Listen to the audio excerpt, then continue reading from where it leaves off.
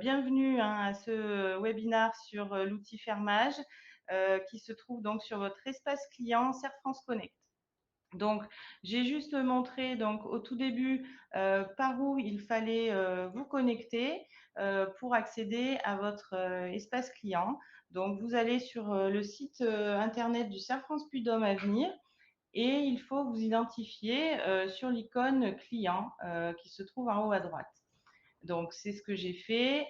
Si vous n'avez pas vos identifiants Connect parce que vous n'y allez pas souvent, n'hésitez pas à nous le redemander à l'informatique sur la hotline. On pourra tout à fait vous renvoyer des nouveaux identifiants. Donc, l'outil fermage, tout simplement, se trouve donc sur l'accueil de votre Serre France Connect et vous avez dans les outils de gestion le petit icône avec l'épi de blé qui s'appelle fermage, tout simplement. Donc, l'outil s'ouvre tel que vous l'avez à l'écran.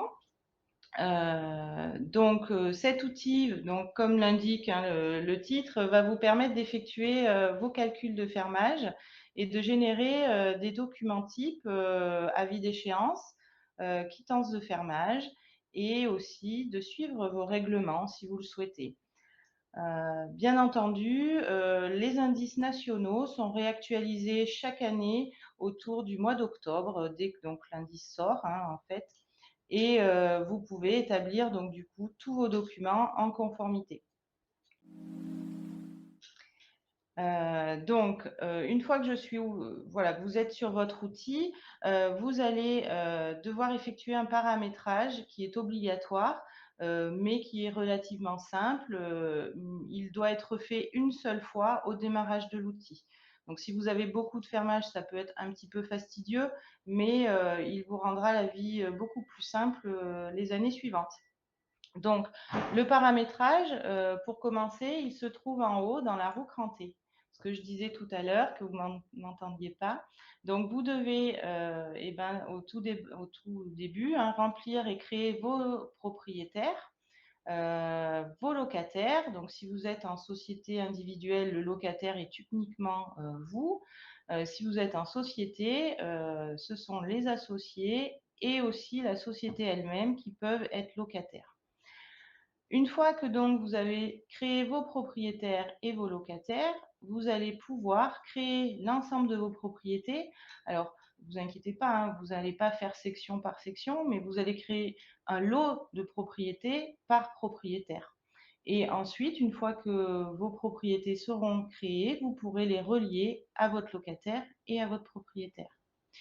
Donc, ça paraît un petit peu peut-être compliqué, mais je vais vous faire un petit exemple pour vous montrer le listing et le déroulement.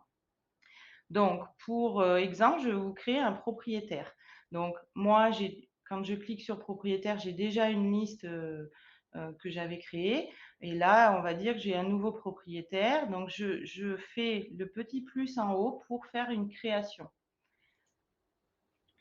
Donc, je dois remplir la fiche propriétaire, donc tout simplement son nom, donc je vais le créer, son prénom, la civilité, donc monsieur, une adresse complète si vous la connaissez, sinon vous mettez au moins le code postal et la ville, et un mail si vous l'avez, puisque si vous renseignez le mail sur sa fiche propriétaire, vous pourrez envoyer directement par mail la quittance. Donc, une fois que j'ai fini de remplir la fiche, j'enregistre. Mon propriétaire est ici, il vient d'être créé et alimenté dans ma liste. Donc, vous devez créer l'ensemble de vos propriétaires. Une fois que j'ai créé les propriétaires, vous allez de nouveau dans les paramétrages et créer vos locataires. Donc, moi, je suis en société GAEC Coquelicot, donc j'avais déjà créé la société elle-même qui peut louer des terrains, mais j'ai créé les associés, donc voilà, moi et mon collègue Siegfried, que vous connaissez sans doute, pour l'anecdote, et je vais créer un nouvel associé qui rentre dans le GAEC, donc toujours par le petit plus, vous créez les locataires. Donc, le nom, le prénom, l'activité, une adresse, si vous la connaissez, toujours pareil, et un mail facultatif. Une fois que j'ai fait et que j'ai fini, j'enregistre. Mon nouvel associé est alimenté dans ma liste.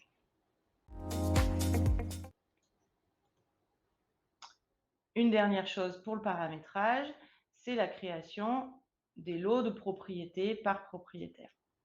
Donc, du coup, on va se dire que Monsieur Maillard, que je viens de créer en propriétaire, ne loue qu'un lot de parcelles à Monsieur Bertrand Nicoulot, que je viens de créer en associé. Donc, moi, j'ai l'ensemble des parcelles créées, mais je vais encore une fois faire plus pour créer ce lot de parcelles de Monsieur Maillard. Donc, il me demande un nom. Donc, essayez de mettre quelque chose de reconnaissable pour vous hein, quand vous irez chercher ces parcelles au fur et à mesure. Donc, je vais les appeler, moi, parcelles Monsieur Maillard, tout simplement. Ça me parlera à moi. Et du coup, à cette parcelle, ce lot de parcelles, vous allez pouvoir définir le propriétaire. Donc, j'ai l'ensemble des propriétaires que j'ai créés et j'ai bien Monsieur Maillard qui remonte de mes propriétaires. Le locataire, c'est l'ensemble des associés ou l'individuel. Ils vont bien sûr apparaître et donc j'ai bien Monsieur Nicoulot que j'ai préparé tout à l'heure. Donc, la parcelle est reliée et je vais pouvoir mettre aussi la superficie louée, donc en hectares. Donc là, je vais dire qu'il loue 1,50 hectare. Je peux mettre l'adresse de la parcelle. Donc, si vous la connaissez, encore une fois, hein, mais moi, je mets toujours Clermont-Ferrand, c'est beaucoup plus simple pour moi. Et j'enregistre ma parcelle. Et là, j'ai l'ensemble de mes parcelles que j'ai déjà créées. Mais vous voyez que j'ai bien créé parcelle Monsieur Maillard, située à Clermont-Ferrand, pour 1,50 hectare.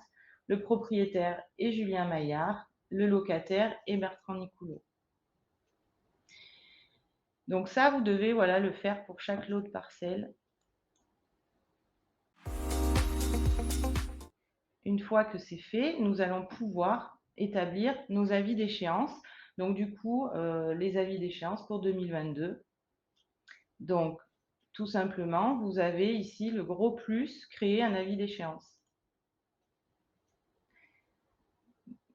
Là, vous avez la fiche de la quittance qui apparaît et vous devez passer sur chaque bloc gris et sélectionner en premier votre propriété. Donc, je vais, pour exemple, faire la propriété que j'ai créée. Donc, et nous allons sélectionner la parcelle de Monsieur Maillard. Et j'enregistre. Déjà, votre quittance prend forme. Vous voyez, enfin, l'avis d'échéance. Le nom du propriétaire et son adresse apparaît. Le locataire également. Et une petite phrase d'introduction. Le fermage concerne la propriété parcelle de Monsieur Maillard de 1,50 hectare située sur la commune de Clermont-Ferrand. Nous devons ensuite renseigner un montant, c'est-à-dire commencer à calculer le nouveau fermage. Donc, vous avez pas mal de petites rubriques à remplir. Donc, on commence par le début. Donc, la date du règlement actuel. Donc là, je prépare mes fermages pour le mois de novembre. Donc, je choisis une date. Donc, on va prendre le 11 novembre, qui est souvent la date de préférence. Et là, vous voyez que des cases ont été remplies. Donc, logiquement, la date du règlement précédent qui se met en automatique l'année d'avant. Et puis, les indices. Donc, l'indice actuel qui a été changé et l'indice de l'année précédente qui vous a fait le calcul.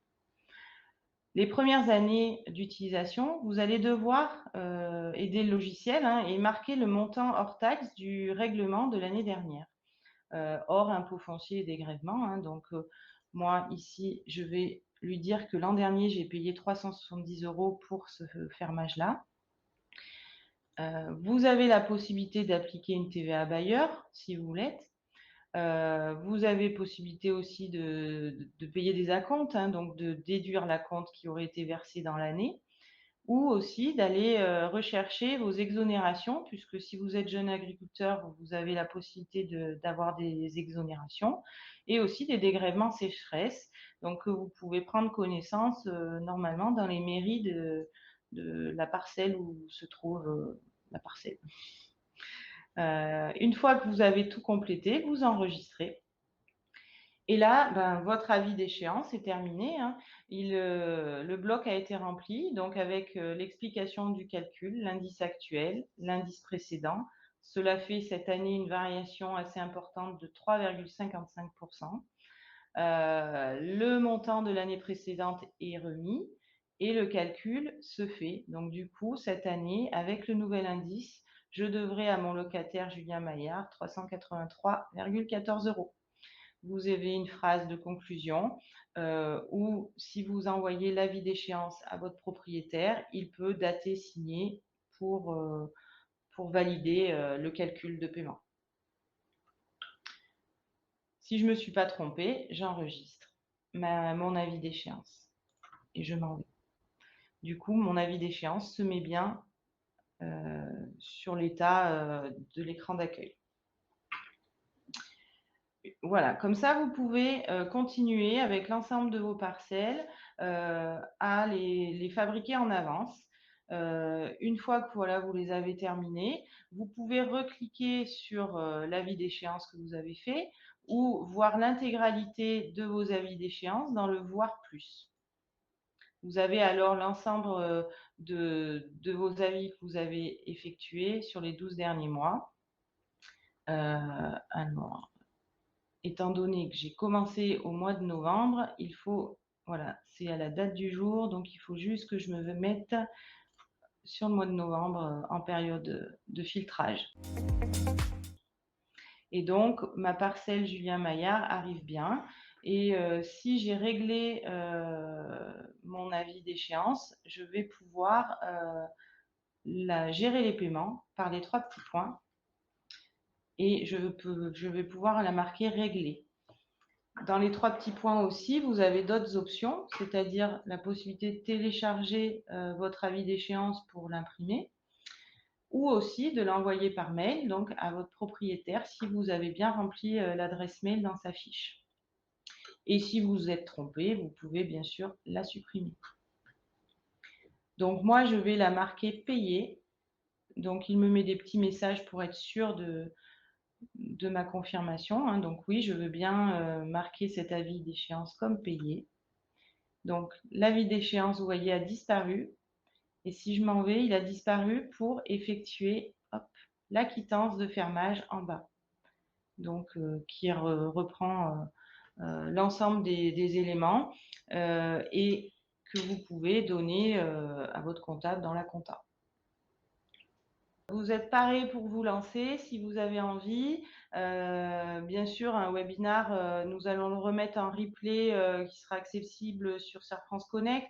Mais bien sûr, nous sommes disponibles, Siegfried et moi-même, sur la hotline informatique pour vous aider, vous accompagner dans la création et la première année d'utilisation, hein. C'est important de bien démarrer. Restez pas voilà restez pas bloqués, quoi. Appelez-nous et on se fera un plaisir de prendre la main à distance chez vous et de vous aider. Donc, si j'ai pas d'autres questions, je clôture le webinar. Merci en tout cas à tous d'être venus et je vous dis à bientôt.